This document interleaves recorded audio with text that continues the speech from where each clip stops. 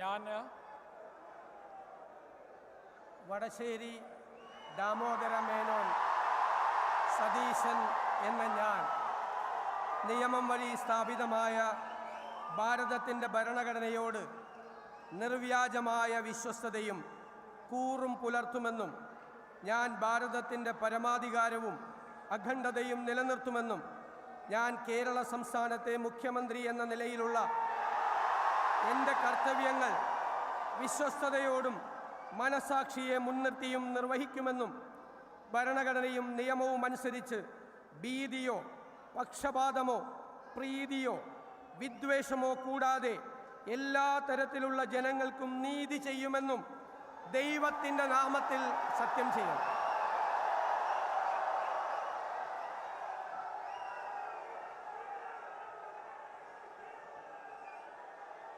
ഞാൻ